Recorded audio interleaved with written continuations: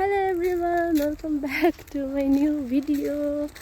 अनि आज पनि 12:30 भयो, म क्लास जाँदैछु। अनि तिमी चाहिँ जहिले भिडियोमा खाली क्लास जाँदैछु भन्छ, के को चाहिँ क्लास गएको होला भनेर सोचिरहनु भएको छ भने म चाहिँ निहोङ्गोको गाकुसेई हो। वतासी वा निहोङ्गोको गाकुसेई देश। म चाहिँ जापानिज ल्याङ्ग्वेजको स्टुडेन्ट हो। अनि मैले पढ्नेको चाहिँ 2 महिना हुन आँटिसक्यो।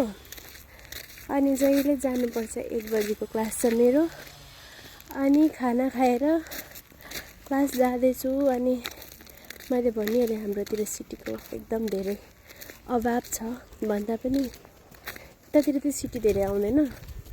त्यही भएर म चाहिँ प्रायः जस्तो हिँड्दै जानुपर्छ। त्यति धेरै टाढा पनि छैन, आधी घन्टा अलिक लाग्दैन, 20-25 मिनट लाग्छ। त्यो पनि हिँड्दै हिँड्दै जाँदाखेरि मलाई रमाइलो लाग्छ यताउता हेर्दै। अनि यो छ नि, यो चाहिँ हो कुखुरा फर्म। यहाँ चाहिँ कुखुरा फर्म छ। ब्रोइलरको खानाहरू चारोहरू बनाउनु हुन्छ यहाँ चाहिँ। अनि यो चाहिँ मेरो आजको आउटफिट हो। यो कपडा चाहिँ मलाई ठिक हुँदैन थियो अस्तिसम्म। अहिले चाहिँ म एकदम ह्याप्पी छु, मलाई यो लुगा फिट आयो। अलिक म घटेछु जस्तो लाग्यो।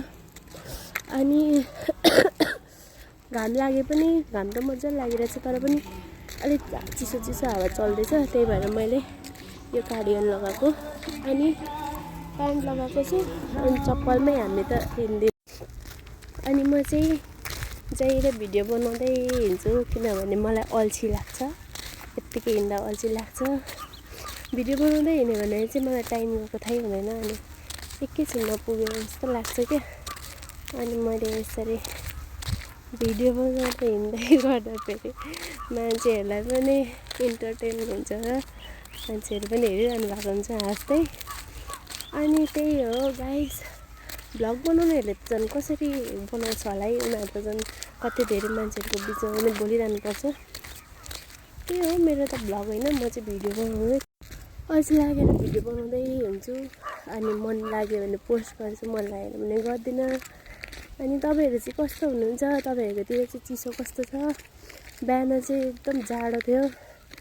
हामी चाहिँ 10 बजी मात्रै उठ्छौँ जाडोले गर्दा। अनि घाम लाग्छ दिउँसो चाहिँ, कहिले चाहिँ घाम पनि लाग्दैन। मौसमको पनि भर छैन हो साथीहरू। पहिला चाहिँ हामी होइन स्कुल जाँदा फेरि कति टाढाबाट हिँडेर आउँथ्यौँ। अनि जाँदा पनि हिँडेर जान्थ्यौँ ग्रुपमा साथीहरू भएर।